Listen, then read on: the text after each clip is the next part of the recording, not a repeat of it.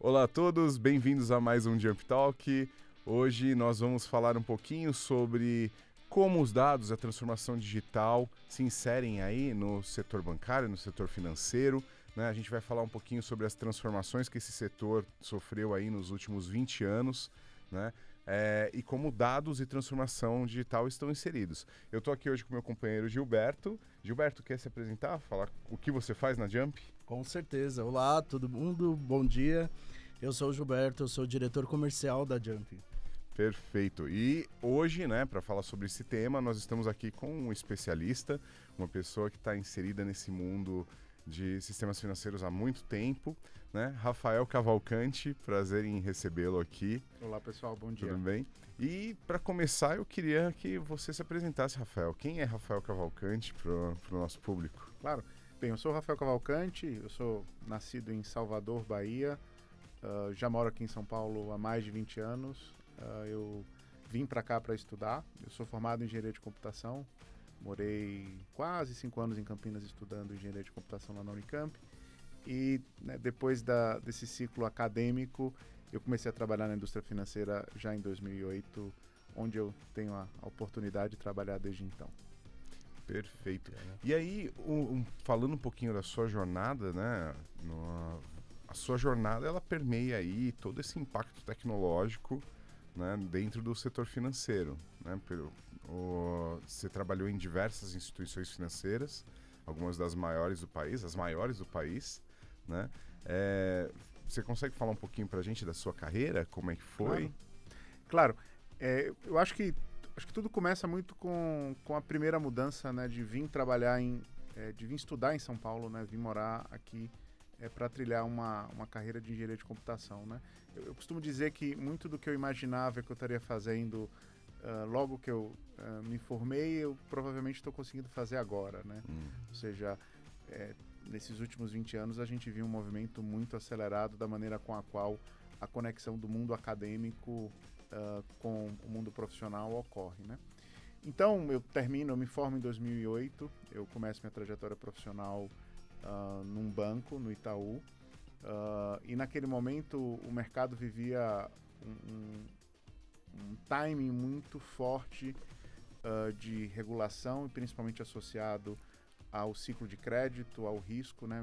Muita coisa nova surgindo e, em geral, essas regulações passavam pela necessidade de você conseguir consumir grandes volumes de dados históricos e, ao mesmo tempo, trazer para a gestão, né, financeira ainda mais analytics, ainda mais modelagem, né? Então, começo minha carreira muito nesse contexto, né? Ou seja, eu não vim de uma formação diretamente financeira, né? Eu não passei por um ciclo de administração ou economia ou outras áreas que seriam naturalmente mais correlatas, mas eu entrei no momento onde justamente tinha esse movimento de tornar a prática, né, financeira, a prática de banco mais analytics, mais orientada à tecnologia. Eu acho que isso não tivesse acontecido antes, mas era porque naquele momento a gente estava começando a ver, eu diria, a popularização das práticas de dados para mais pessoas dentro da organização. Então foi nesse contexto que eu começo a fazer minha carreira profissional, simplesmente tendo que receber um bocado de dados, um monte de dados, não saber exatamente o contexto do negócio, aprender o contexto do negócio e conseguir entregar valor assim. E hoje no Bradesco, uma curiosidade, você é um dos diretores mais jovens que o Bradesco tem? Eu sou um dos diretores mais jovens lá do banco, eu assumi essa posição no início do ano, e lidero hoje o time de inteligência de dados lá do banco, né? Então, esses 20 anos, quase 20 anos profissionais, muita coisa aconteceu, e principalmente eu vi e consegui vivenciar, acho que o poder que tecnologia e dados têm de transformar as organizações e a maneira com a qual a gente entrega serviços financeiros. Você citou algumas normativas, eu acho que se a gente pensar em sistema financeiro, IRFS, por exemplo, foi algo que transformou digitalmente o banco e transformou a necessidade do banco de ter dados como um pilar essencial, né? Eu acho que esse tema é bastante interessante para mim, né? Porque a primeira transição de carreira que eu faço entre organizações é sair do Itaú e ir para o HSBC num contexto de uma regulação nova que estava chegando, que era a regulação de IFRS 9, né? Ou seja, IFRS 9 tem várias coisas, mas o ponto principal era uma maneira diferente de você avaliar instrumentos financeiros, e eu vou focar aqui um pouco da minha descrição de crédito, né? Ou seja, tipicamente você tinha uma modelagem muito baseado no que a gente chama de perdas incorridas, né? Ou seja, você tendia a esperar as coisas acontecerem mais do que ser preditivo para definir o nível de provisão, o nível de cautela que você deveria ter no seu balanço, né? E a IFRS 9, de alguma maneira, trazia a necessidade, o princípio de você ser mais preditivo, né? Você olhar mais para frente e incorporar, eu acho que elementos bastante modernos de modelagem preditiva para definir, né, qual é a probabilidade de perda de um determinado instrumento, né? Sim. E eu acho que isso mudava e mudou e vai seguir mudando dramaticamente a maneira com a qual a gente faz essa atividade, né? Ou seja, a gente tendia a fazer atividade muito mais baseada em agregados, né? Ou seja, não é exatamente pela média, mas era quase lá, né? Ou seja, você basicamente tinha um conjunto de operações e de maneira agregada você via determinadas taxas de perda e você passou a, por exemplo, ter que olhar instrumento a instrumento, operação a operação, baseado naquelas características, né? Então, isso é uma mudança bastante dramática em relação ao que era feito e principalmente quando você pensa, por exemplo, vou falar um instrumento bastante fácil das pessoas entenderem, né?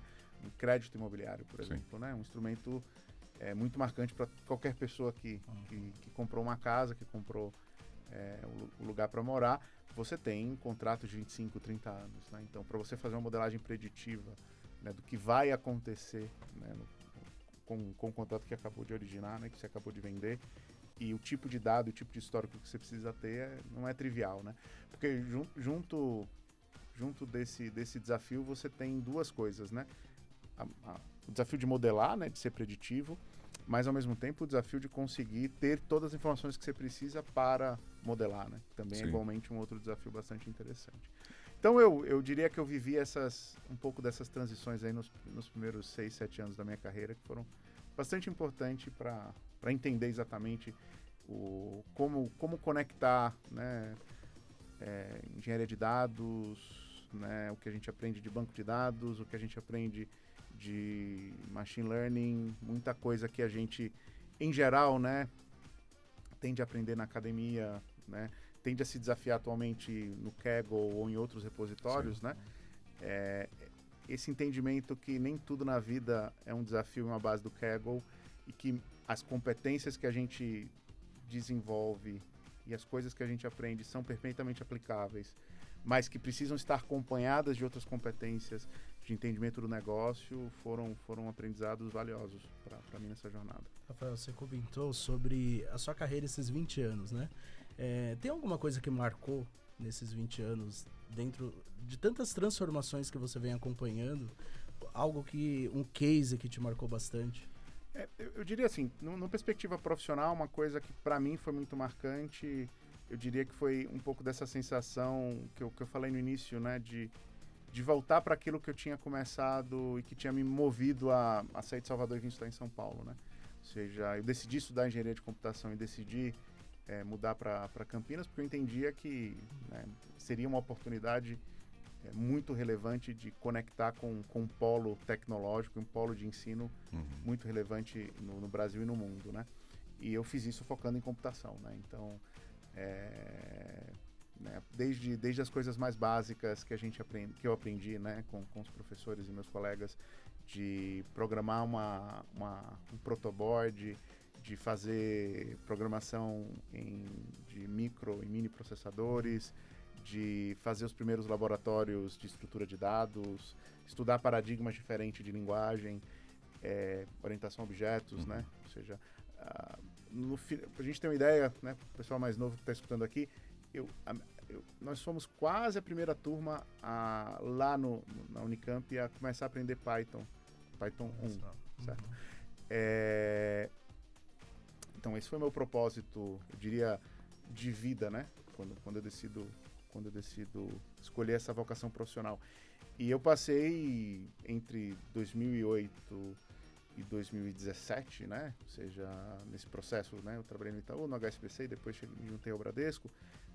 Evidentemente, trabalhando em temas associados a risco, a crédito, analytics, a pricing, que sem dúvida nenhuma usaram muito essas competências, né? Mas eu acho que em 2017 eu tive uma oportunidade, acho que valiosa, né, dado a mim pelo Bradesco e pelos gestores e líderes que eu tinha na época, que era justamente pensar em como a gente estruturaria e começaria um time focado em garantir que este mindset, né, que no grupo de crédito, de risco, tinha sido bastante pronunciado, né, na indústria, para que a gente conseguisse fazer isso de uma maneira ampla para o banco. Então, eu diria uma coisa marcante para mim, eu acho que foi essa oportunidade de, quase 10 anos depois, né, de formado, voltar ao propósito original de ficar focado numa atividade muito associada à computação.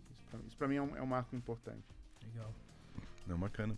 E a gente falou muito dessa questão das normas impactando, a gente falou um pouquinho, né? Das normas impactando a transformação nos bancos, mas acho que um outro ponto que também impactou muito a transformação nos bancos nos últimos 15, 20 anos, talvez, foi o próprio relacionamento com o cliente, né? O relacionamento com o cliente mudou muito nesse período. Que ações você viu de transformação de relacionamento com o cliente nesses anos de carreira? Eu diria que a gente viveu e ainda vive, né, de maneira muito forte, e eu acho que isso está muito associado à popularização do bom sentido da tecnologia, ou seja, cada vez mais organizações passaram a incorporar a tecnologia como um pilar estratégico, ou seja, isso foi um movimento natural da indústria financeira, né? O básico da indústria financeira é você conseguir ter uma confiança, né, com o seu cliente a ponto dele deixar o seu dinheiro com você, né? Então, assim, uma descrição bastante simples, mas tecnologia é um habilitador fundamental para isso, considerando a intensidade do que dinheiro, né, do que meios de pagamento, do que crédito, do que cartão tem no dia a dia dos nossos clientes, dos nossos, né, colegas, né? Então, foi um movimento muito natural e por isso que a indústria financeira foi e ainda é um grande propulsor de incorporar a tecnologia no dia a dia das pessoas, no dia a dia dos clientes, né? Ou seja, movimentos específicos de cartão que revolucionou a maneira, né, com a qual a gente lida com pagamentos, né? A maneira com a qual só a gente vê, né, o tamanho das nossas carteiras, né? Carteiras físicas, né? Sim. Tem muita gente hoje que nem anda de carteira. Hoje, comparado a 10 e comparado a 20 anos, já diz muita coisa de como isso evoluiu, né? Então, mais outras indústrias começaram a usar e ser muito bem sucedidas com isso, né? E nesse movimento, e principalmente quando a gente vê e-commerce, quando a gente vê o varejo, quando a gente vê o próprio governo, né, mudando a maneira com a qual as pessoas se relacionam com tecnologia em hábitos do dia a dia, eu acho que isso traz um desafio fundamental de que expectativas de experiências, né, que nós temos em vários lugares passam a ser expectativas de experiência que você gostaria de ter também no seu banco, né? Então, experiências de simplificação, né, desde como você paga, como você faz pedidos, que foram coisas que ficaram muito populares e destacadas nos grandes e-commerces, né? Experiências de autenticação, né? Autenticações simples, né? Fáceis, intuitivas, né? Experiências de customização, né? Ou seja, você ser surpreendido por uma indicação de livro no seu e-commerce, por uma indicação de programa de TV no seu aplicativo de streaming, isso fez com que, né, a régua do que o cliente espera, do que um app, um super app, a gente pode chamar do que quiser, né, de outras organizações ofereçam, sejam igualmente importantes, né? Então eu acho que os últimos 10 anos foi um ciclo onde a indústria financeira começou também a aprender com boas práticas de outras indústrias, né? Então isso pra gente foi um movimento, e é um movimento bastante importante e crítico, porque mais e mais a régua do nosso cliente vai seguir aumentando, porque você tem mais gente gerando experiência tecnológica rica, e a nossa obsessão tem que ser garantir que a gente consiga entregar e ir além, né, do que a gente faz. Um outro ponto que eu também acho que influenciou bastante mudanças nesses últimos 10 anos foi o crescimento da nuvem pública, né? Como que você enxerga o uso de nuvem pública para a indústria financeira? Porque eu converso com C-levels da indústria financeira, mas de bancos menores, e ainda tem um receio do uso da nuvem pública. Eu acho que existe, um fundamento, né, da indústria financeira, que é um fundamento da confiança, da segurança, né, da confiabilidade, né? Uhum. E essas organizações, né, nós no Bradesco, né, o mercado em geral brasileiro, evidentemente quem a gente vê que está no mercado hoje é porque foi muito bem sucedido em enfrentar todos os desafios que a indústria financeira teve, né? Então, a gente passou durante muito tempo uma instabilidade econômica, né? Hiperinflação, inflação, né? A economia se estabilizou, a gente expandiu o crédito, a gente teve momentos importantes de crise econômica e financeira global, e é importante, né? Quando a gente olha hoje quem compõe o mercado, né? E com o nível relevante, né, de confiabilidade que a gente tem no sistema como um todo, que é uma combinação de quem faz parte do sistema, dos reguladores, isso faz com que a gente tenha um sistema sólido, né? Uhum. Por outro lado, tudo isso que a gente falou, né, que eu comentei aqui antes, né, de experiências novas, experiências únicas, velocidade de entregar isso, isso abre a necessidade que a gente explore caminhos, né, importantes de incorporar no nosso parque tecnológico, né? Então, eu diria que a gente tem que... Eu acho que essa é uma armadilha muito clássica, né? A gente sair de elementos tecnológicos e tentar encaixar esses elementos tecnológicos para o negócio que a gente cuida, né? Sim. Ou seja, não é entender onde eu posso usar metaverso, não é entender onde eu posso usar cloud pública, não é entender onde eu posso usar IA generativa, né? É entender os problemas que a gente tem hoje, né? Os desafios que a gente tem hoje, as ambições que a gente tem hoje. A gente tem a ambição seguinte: eu gostaria de encurtar meu time to market de desenvolvimento de aplicações. Eu gostaria de ter uma capacidade de fazer manutenções e diminuir o meu tempo de indisponibilidade de uma determinada aplicação. Esses são contextos de negócio, né, que se conectam com contextos tecnológicos. E se para a gente responder bem essas perguntas e ser mais eficiente do que a gente faz, o caminho é fazer cloud privada, fazer cloud híbrido, alavancar cloud pública, eu acho que esse é o direcionador que a gente tem que ter. Então eu acho que muitas dificuldades que eu vejo no debate, e não são únicos em relação aos interlocutores que vocês colocaram, são reflexões também que nós fizemos, né, durante muito tempo, eu acho que a gente justamente, mais do que entender que cloud pública é a resposta, é conseguir formular as perguntas certas para chegar a essa conclusão. Então, hoje a gente tem um programa ambicioso, né, de movimento para cloud, e esse movimento ambicioso existe porque a gente tem a convicção que a gente vai fazer ainda melhor o que a gente faz hoje, certo? Então, a gente vai conseguir ter um time to market mais curto, a gente vai conseguir ter uma simplificação da nossa stack tecnológica que é relevante, e isso tudo que eu estou falando vai fazer com que a gente entregue solução de mais valor e seja mais eficiente. Por isso que se torna uma escolha clara o caminho que a gente está percorrendo, né? Então, e também a gente tem que entender que essas mesmas reflexões são feitas pelos provedores de solução, né? Então, existem muitas soluções hoje que vão ser hospedadas em modelos de infraestrutura que vão fugir do que tradicionalmente a gente aceitava há 10, 15 anos. E o dinamismo que isso se coloca, né? Então, quando a gente comenta, né, o nível de atualizações, o nível de patches que a gente tem, né, hoje do que a gente tinha 10, 15 anos, né,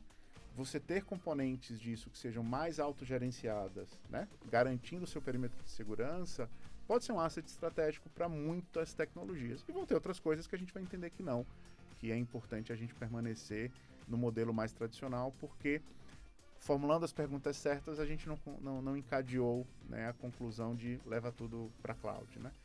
E eu acho também que muitas vezes a gente chega à conclusão do movimento tecnológico, mas a gente faz uma execução não precisa, né? Uhum. Então, muitas vezes não é a questão de ir ou não ir para a cloud pública, ficar ou não ficar on-prem, ser ou não ser híbrido, mas mais a maneira com a qual a gente alavanca e executa isso. O que eu quero dizer?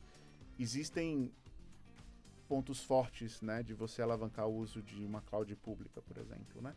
Se no modelo operacional que a gente concebe, a gente mitiga os pontos fortes e potencializa as fragilidades, a gente não vai ser bem sucedido na estratégia, né? Ou seja, é um pouco do caminho que eu acredito para essa questão da cloud que você colocou. Não, muito bom. Faz todo sentido. Tem alguma pergunta, Gilberto? Não, eu acho que a flexibilidade, pensar que não precisa ser rígido, né? Nas escolhas e o que você disse, fazer as perguntas certas para ter as respostas certas, né? E a flexibilidade para que você tenha aí... Vamos trazer um exemplo aqui prático, né? Na atividade de dados, né? Vamos pegar um ciclo super básico da gente fazer modelos, né? Você tem uma parte do seu ciclo que é você fazer a exploração dos dados, certo? Essa exploração dos dados, ela provavelmente é baseado, né, num conjunto de feature stores já prontos, de coisas que você já usa, que já estão bem produzidas, bem entendidas, mas tem uma outra parte que é você ir em dado bruto e fazer engenharia de variáveis para buscar variáveis, interações entre elas que fazem sentido, né? Então, essa atividade, você tem uma necessidade de lidar com um volume de dados mais diverso, certo? Você pode trabalhar com amostras desses dados, mas você precisa lidar com um volume de dados mais diversos, né? Depois você tem que fazer uma atividade de treinamento, né? Quando você treina, você faz uma amostra e você, em geral, tem uma atividade de computar, né? De compute, que é mais complexa. Você pode precisar de hardware especializado, você pode precisar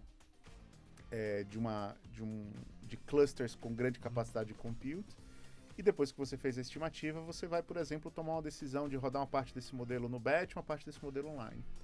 Observa que essa descrição dessa atividade de fazer um modelo e colocar em produção, existem várias coisas que eu falei aqui que a infraestrutura que você precisa para fazer isso, ela é diferente, né? Sim. Em alguns momentos você vai precisar mais de disco para armazenar as coisas, em outros momentos você vai precisar de um hardware dedicado, em outros momentos você vai precisar de hardware de commodity, mas numa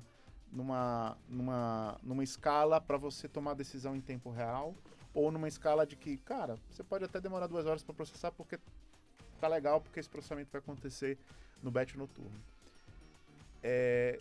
Veja bem, a gente consegue e a gente resolve tudo isso com uma infraestrutura on-prem, né? Ou seja, durante muito tempo, bancos e outras organizações fizeram isso, né? Mas, com o nível de escala que cada vez mais a gente tem mais pessoas fazendo mais modelos, eventualmente, se você pensar na flexibilidade que te dá, você poder ter um uso de GPUs específico para aquele momento que você modela, libera no resto do tempo, né? Um uso específico de um cluster mais robusto no momento que você faz sua escoragem batch, libera da outra parte do tempo, você tem um racional financeiro mais eficiente. Sim. Certo? É que o exemplo da GPU é um exemplo clássico há 3 anos e com todo esse advento de AGEN, de LLMs, ficou mas assim, não, mas a gente vai usar a GPU que a gente tem on-prem 24/7.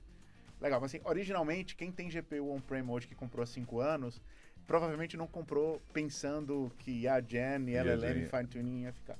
Então, novamente, né, você tem um problema de negócio, o seu problema de negócio preciso construir modelos melhores, mais rápidos, e você precisa avaliar. A melhor maneira para eu conseguir isso é capacitar a infraestrutura on-prem ou ter um ambiente, uma plataforma de dados em cloud com esse tipo de flexibilidade, com a segurança necessária e ter esses benefícios, né? As organizações podem chegar a conclusões diferentes para a mesma pergunta, porque elas têm valores estratégicos diferentes, elas têm regulações diferentes, né? Você pode estar simplesmente num país específico onde a regulação diga você não pode levar dados A, B e C para lugar D, E e F. Então, esse é um contexto. Eu posso depois chamar, seria mais prático, seria mais eficiente, mas assim, tem um contexto de regulação, que regulação você cumpre.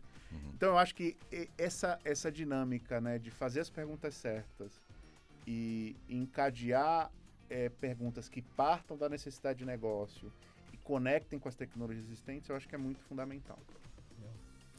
A gente já citou, você já citou algumas vezes aqui a questão do uso de modelos preditivos. Primeiro, para atender às normas, segundo, para trazer mais benefício para os clientes, né? Trazer mais benefícios para o negócio.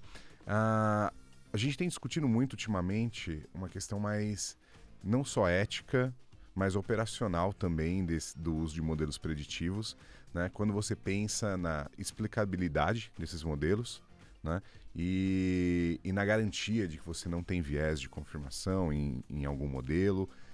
Como que vocês tratam essa questão de ter guardrails suficientes para vocês garantirem que todos esses modelos que estão sendo construídos no banco, né, eles são eficientes, mas eles têm também essa visão de explicabilidade, de ética, de viés, sendo contempladas? Existe um fundamento, né, da indústria financeira, sendo um pouquinho repetitivo, que é o fundamento da confiança. Né? Uhum. Essa confiança começa naquele insumo básico de coloquei meu dinheiro, ele está lá, eu confio na organização para ser zeloso em relação a isso. Né? Eu acho que um movimento importante que nos últimos 10 anos acontece e que vem se intensificando nos últimos 5 anos é uma questão da reflexão, que é uma reflexão que vai além das organizações, mas passa pela sociedade, né, do valor da privacidade, né? Ou seja, do valor que a gente coloca como indivíduo da privacidade, que essa privacidade está associado aos dados. Certo? Ou seja, a gente teve um movimento relevante no país chamado LGPD, que eu acho que incorpora justamente esta lógica fundamental, né, de que não é somente o dado em si, mas o propósito do uso daquele dado é igualmente relevante e isso precisa ter clareza, precisa ser razoável, tem várias coisas que são colocadas. Né? Então, toda essa sofisticação e evolução do que a gente fala de IA nas organizações que eu acredito que foram, são e serão bem-sucedidas, ela passa por você ter o entendimento de que IA responsável não é um efeito colateral, não é uma consequência da evolução dos modelos de IA. Né? Na verdade, IA responsável é o que vai fazer com que a gente tenha a confiança de que essa evolução é saudável, adequada e coerente. Né? Então, a sofisticação dos modelos, né, de inteligência artificial, elas vão ser sempre acompanhadas por esse conceito de IA responsável, trustworthy AI, a gente pode chamar, né, tem várias sutilezas do porquê chamar de uma coisa ou de outra, mas essas coisas têm que caminhar juntos, né? Porque é isso que vai fazer com que as soluções sejam escaláveis, e é isso que vai fazer com que as pessoas se sintam confortáveis em interagir com as soluções que você coloca, em última instância até mesmo contigo como organização, né? Então, a gente tem uma solução bastante conhecida que é a BIA, que desde 2016 existe, né? E a gente vê recorrentemente clientes que seguem utilizando a BIA, ou seja, são mais de 28 milhões de clientes que já falaram com a BIA, e são mais de 2 bilhões de interações de clientes com a BIA, né? E eu acho que a gente tem um nível de recorrência que é relevante, né? Isso significa que são pessoas que conversam com a assistente virtual, entendem a abordagem, interagem com ela, veem valor e voltam a utilizar ela para outras perguntas, outras dúvidas, outras transações. A gente volta para confiança. Isso só acontece por causa disso, né? Eu tenho uma confiança no sentido mais básico que ela vai me ajudar, mas uma confiança de que ela está me ajudando de uma maneira consistente e coerente. E quando a gente começa a expandir, né? Porque uma coisa lá atrás, quando a gente começa com a BIA, e você faz uma pergunta para ela, qual é o meu saldo? Ela diz, para consultar o seu saldo, vai para o seu mobile app, vai para o internet banking, você pode ir para o ATM. É diferente quando a gente se propõe a, para essa mesma pergunta, dizer, o seu saldo é tanto. Observa que o nível de confiança que a gente tem que gerar, né? Poxa, mas como é que ela sabe meu saldo? Uhum. Né? Por que ela está me dizendo aqui? E se não fosse eu? E se fosse... O nível de confiança que você tem que gerar para que essas interações façam sentido, né? A gente só vai conseguir fazer isso se a gente conseguir ter esse valor sólido e transparente de IA responsável, né? Porque a partir do ano passado a gente já começou a fazer com que a BIA confirmasse transações potencialmente suspeitas com os nossos clientes. Né? E por que a gente fez isso, né? Basicamente, qual é a maneira tradicional? Veja bem, a gente tem modelos sofisticados de machine learning que constantemente avaliam se aquela transação deveria razoável ou não, características, né? Onde está o cliente, qual é o padrão de transação dele, etc. Mas a grande verdade é que a gente costuma fazer coisas fora do nosso hábito, né? Sim. Férias, em geral, envolve com que a gente viaje para países, para lugares, para cidades que normalmente a gente não conhece, né? Então isso faz com que, de uma hora para outra, o Gilberto apareça lá que ele tem uma transação na Turquia, certo? Ou seja, existem instrumentos de aviso de viagem, existem vários instrumentos, mas isso não necessariamente significa que o Gilberto pode ter falado, fui para a Turquia, certo? Ele pode ter feito uma primeira compra na Turquia, né? Foi lá no almoço, restaurante, mas por algum motivo alguém clonou, alguém fez uma coisa maliciosa com ele e começou a aparecer várias transações do Gilberto fora do padrão. Como é que eu falo com o Gilberto, né? Hoje, tipicamente, quais são os dois caminhos que a gente tem? Ligar para o cliente. Hoje, muito pouca gente atende ligação de telefone que não conhece. E hoje a gente vive desafios de engenharia social razoáveis. Ou mandar o SMS, né? Alguém aqui leu os últimos 10 SMS que recebeu? Ou seja, é complexo, né? Tem seu valor, tem situações que tem seu valor, mas não. Se eu tenho um cliente que fala com a Bia, que interage com a Bia, que conversa com a Bia, que reconhece a Bia, reconhece aquele número, reconhece aquele contato, a Bia começou a falar com esse cliente. A gente viu que os resultados são notáveis. Por quê?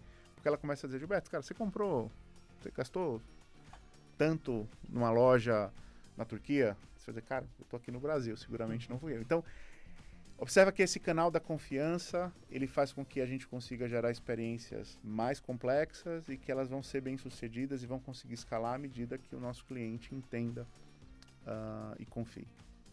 E aí o resultado da Bia, por exemplo, porque eu já vi isso de alguns outros clientes que tentaram utilizar, criar canais de atendimento desse tipo, poxa, mas o cliente está gostando, o cliente não está gostando. Eu acho que o cliente gostar é medido pelo uso, né? A recorrência de uso.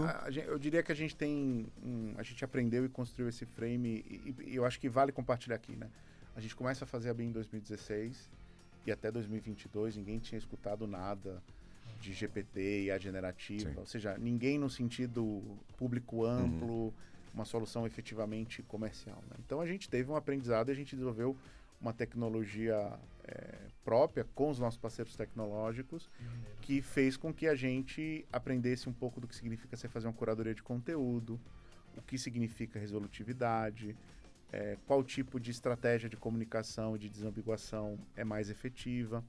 Então, eu acho que até conecta com o ponto que eu acho que a gente ia tocar, então eu já vou antecipar. Quando chega pra gente, final de 2022, início de 2023, e a generativa, a gente viveu dois fenômenos importantes. O primeiro era, a gente tinha uma base de clientes e de usuários que naturalmente começaram a dizer, poxa, mas a Bia podia começar a falar desse jeito, né? Ou seja, a gente tinha de fato uma coisa que surpreendia a gente com a fluidez de comunicação, né? Ser extremamente contextual, ser mais interativa, né? E quando essa tecnologia se abriu, a gente começou a ter naturalmente o cliente com, né, barra e uma régua ainda maior. E uma segunda foi, mas a gente vamos ter consciência que, apesar disso tudo, né, a gente tem uma solução que tem o nível de engajamento que a gente tem, que tem uma capacidade de resolutividade entre 73% e 74%, o que é bastante notável. Mas, por outro lado, a gente sabe que a gente tem desafios de curadoria, que essa tecnologia, novamente conectando com o ponto anterior, essa tecnologia vai ajudar a gente a resolver. E a gente começa, em 2023, um processo bastante acelerado de habilitar habilidades de GenAI para que a gente conseguisse distribuir para as nossas assistentes virtuais para a Bia, né? E a gente, acho que tem um ponto, a gente culmina com um ponto bastante relevante, né? Em agosto desse ano, a gente, depois de 2 ou 3 meses de desenvolvimento, teste, de diversas naturezas, né? Desde proteção contra prompt injection, tipos específicos de hackeamento, né, que podem existir de IA generativa, né, uma série de... acho que uma cartilha bem rigorosa que a gente desenvolveu em conjunto com os times de controle e de governança do banco. A gente teve o Go Live de uma solução com BIA, de chat pessoa física, no nosso mobile, já está hoje disponível para quase 400 mil clientes. O primeiro atendimento dela informacional é full IA generativa. A gente combina com IA tradicional para que, por exemplo, se você está no mobile e você diz, eu quero fazer um empréstimo, quero saber do meu cartão, A gente também tem uma maneira simples de navegar no aplicativo, porque com linguagem você redireciona o cliente para essas funcionalidades, mas a parte conversacional, basicamente, ela é full IA generativa.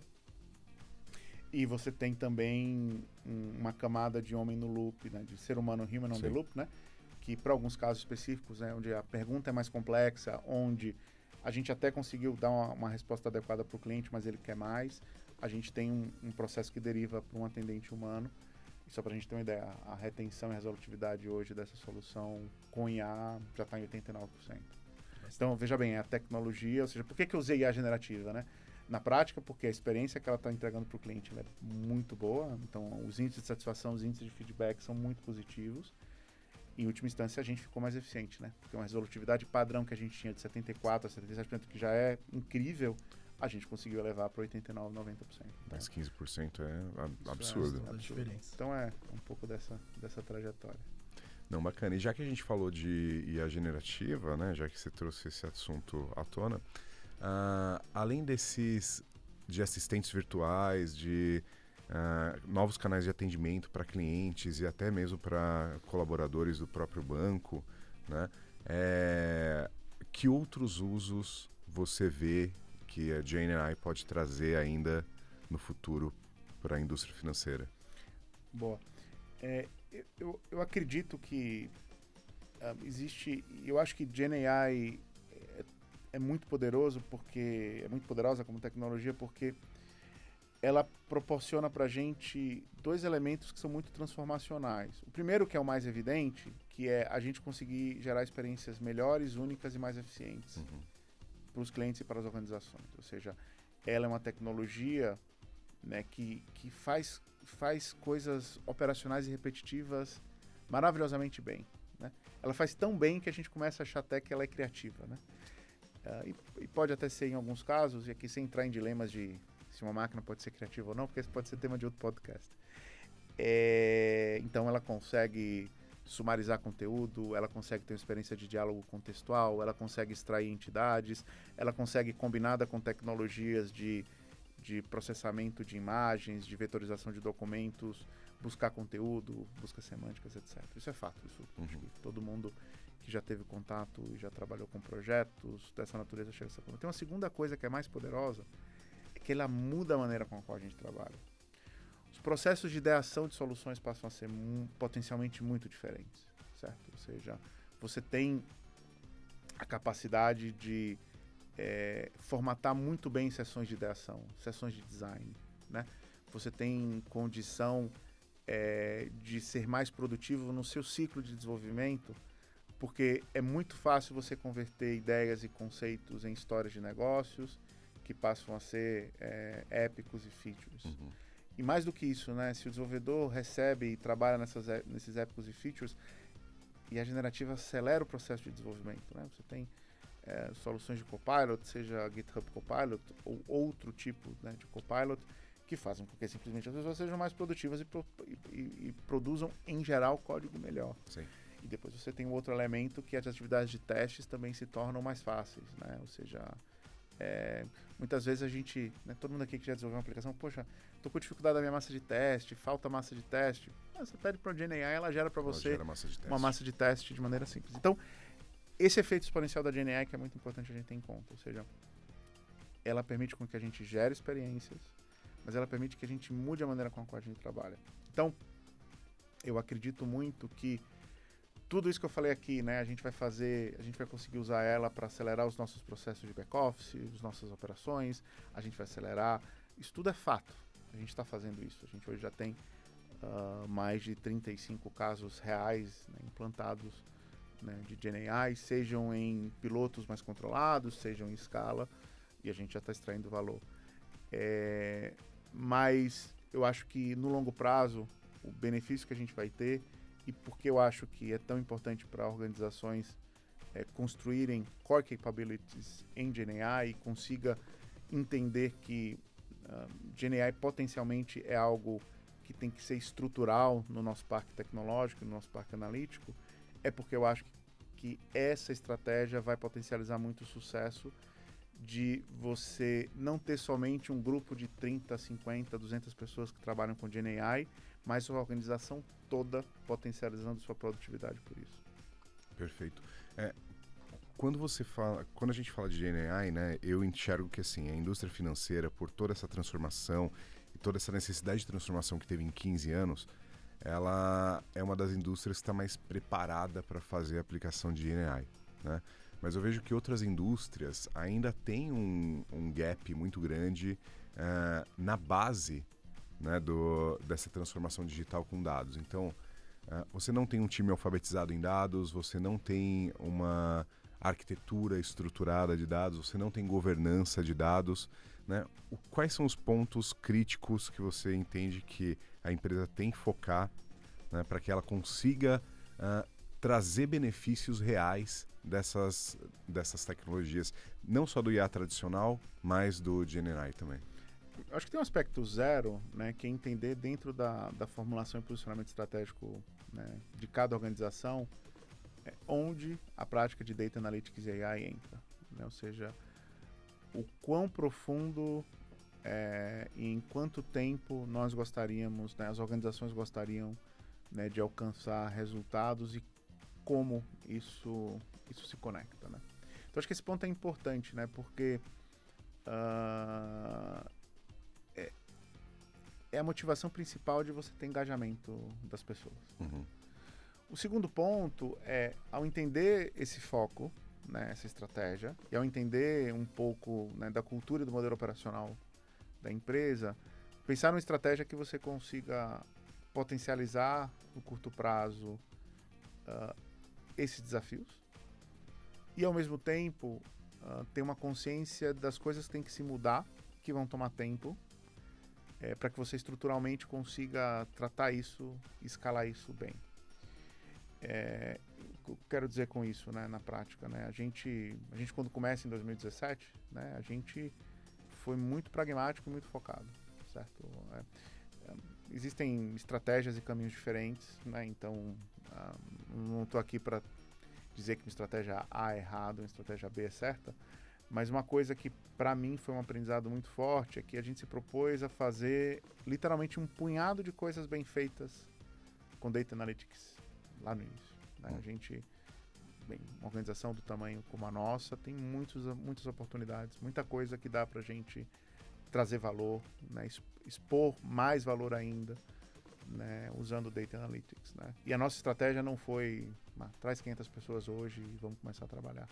Acho que a nossa estratégia foi, a gente precisa, primeiro, né? A gente se propor a dar conselhos, se posicionar como um centro de excelência de alguma coisa, a gente precisa ter uma capacidade de executar, certo?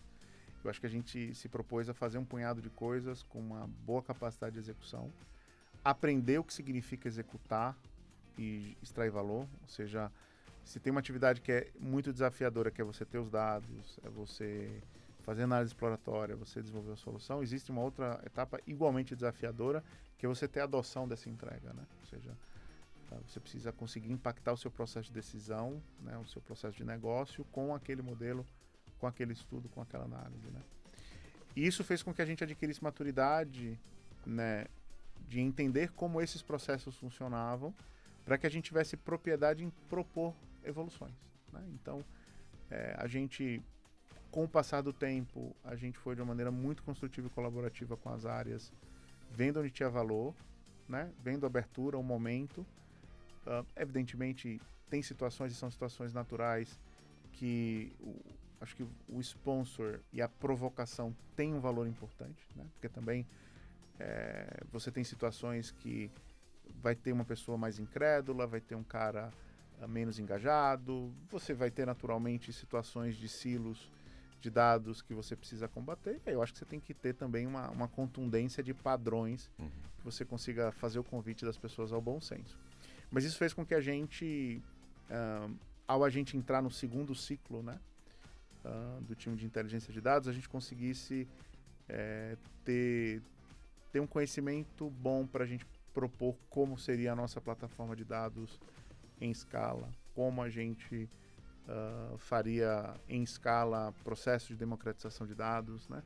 Porque de nada adianta a gente acelerar algumas dessas coisas sem a gente ter prontidão de fazê-las bem feitas, né? Porque você termina queimando etapas, né? Então, na tentativa de você avançar 5, 10 passos, se você não fizer com muito cuidado, você gera frustração. E essa frustração faz com que você, quando tiver a convicção do jeito que tem que ser feito e querer avançar esses 5, 10 passos, você vai ter muito mais dificuldade. Rafael, a gente pensou aqui sobre os benefícios, né? A gente comentou bastante os ganhos que a gente tem com esse avanço tecnológico, mas em questão de segurança e até a relação ética, né? Como que você enxerga isso, ou como o Bradesco enxerga isso, né, no futuro, enfim, os próximos passos desse avanço tecnológico? Eu acho que segurança, novamente, é um valor core nosso, né? Ou seja, na verdade, a atividade, boa parte do que a gente faz, né, como banco, como instituição financeira, é lidar bem com riscos, né? Uhum. Então, na verdade, bancos fazem isso muito bem, né? Risco é uma coisa mensurada, né? Você mensura o risco, entende, você mitiga, você tem plano, né? O grande desafio das organizações é não deixar que a gente confunda risco com incerteza, porque incerteza é desconhecido, né? Então, em geral, quando você tem novas tecnologias, novas práticas, né, e você não consegue converter essa incerteza em risco, e para você conseguir converter, você tem que entender como a tecnologia funciona, você tem que ter propriedade, entender as práticas boas que você tem de segurança. Você termina convergindo o debate interno para um debate baseado em certeza, né? Então, é que nem aquela cena, né, do Indiana Jones, né, que tem um vão livre, no outro lado tem uma coisa que ele gostaria de pegar, né? Bem, ele botar o pé ali, ele pode cair a qualquer momento, né? Ou seja, há uma incerteza clara, né, se aquela estratégia vai ser bem sucedida, né? Especificamente podia ter um caminho invisível, tal, mas, né, digamos, a gente não deveria confiar pontes invisíveis como solução e mitigadores de risco, né? Porém, eu costumo fazer uma analogia que, se nessa mesma situação tivesse um cabo de aço, certo? Por mais fino e desafiador que seja uma pessoa andar sobre um cabo de aço, você consegue entender, é um cabo de aço, ele tem aquela espessura, a gente vai se preparar, vou me condicionar fisicamente, vou treinar, vou fazer equilíbrio, e a gente consegue chegar no outro lado atravessando um cabo de aço, porque a gente soube entender qual é o risco daquela atividade de você atravessar um cabo de aço. Então a gente precisa mais e mais conseguir ao máximo converter essa incerteza em risco, porque risco é mensurável, risco é mitigado. Tem situações e essas são situações que naturalmente, né, as organizações vão ter que ser mais cautelosas, extremamente cautelosas. É o seguinte: não conseguir converter essa parte da tecnologia, ou não conseguir converter essa parte em solução de incerteza para risco. Aí sim, né, eu acho que a gente tem que ser muito rigoroso em dizer, cara, incerteza, não posso subir em produção uma aplicação que eu não sei se vai funcionar. Sim. Certo? Se eu tenho uma aplicação que eu vou subir que tem 1% de chance de não funcionar, é muito diferente de uma coisa que eu tenho incerteza que vai funcionar, certo? Então, acho que esse é um mindset importante, né? Eu acho que a gente tem que ter a consciência que as tecnologias vão ser novas, novos riscos vão surgir, e naturalmente, e esse é um empenho nosso interno, né, mindset dos nossos times aqui de governança, de controle, de primeira, segunda e terceira linha de defesa, é garantir que a gente tem um entendimento da tecnologia para conseguir mensurar bem esses riscos, né? Porque eu costumo dizer também, né, que tem duas maneiras da gente não molhar o chão da nossa cozinha quando a gente lava os pratos, né? A gente pode lavá-los com cuidado, ou pode não lavá-los, né? E o grande problema da gente não lavar prato é que, né, eu já morei sozinho, jovem, quando a gente não lava os pratos, fica um acúmulo de sujeira, né, na nossa pia, e coisas piores também, né? Não, falta prato e pior, né? Coisas piores do que água no chão podem surgir na nossa cozinha. Sim, né? é verdade. A gente está caminhando para o final. Uma das coisas que a gente sempre discute aqui no podcast são tendências. Você como profissional, quais são as tendências que você acha que o público tem que prestar atenção para os próximos 2, 3, 5 anos? Quando você fala de tecnologia, não só de tecnologias específicas, né, mas de práticas também que as pessoas têm que prestar atenção? O que o eu Rafael acho que está olhando destacaria, hoje? eu destacaria duas coisas. Eu acho que uma pode ser um tanto quanto óbvia, é que eu acho que mais e mais a gente vai ter que ter um foco em desenvolver competências, certo? A gente vai ter que saber menos de Java, menos de Python e mais de como se programa uma coisa. Qual é a lógica das coisas, né? Então, a gente vai ter um movimento muito de back to basics, né? Porque mais e mais a tecnologia vai apoiar a gente a simplesmente saber uma sintaxe, a melhor maneira de chamar, etc. É óbvio, né?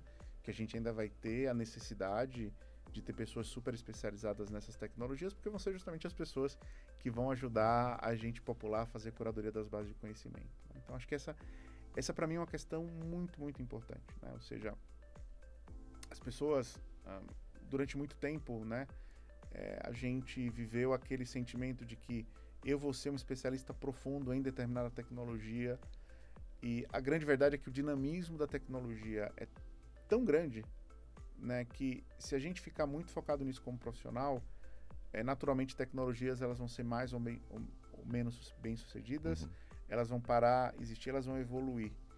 Então, se eu fico preso em tecnologias específicas e não nas competências associadas àquela tecnologia, no mundo onde cada vez mais o conhecimento a gente vai ter uma relação diferente com o conhecimento, né? Vai ser cada vez menos conteúdo, mas a capacidade de fazer bom uso daquele conteúdo, né? Então, me lembro que há mais de um ano eu estava num debate, numa conversa com uma professora.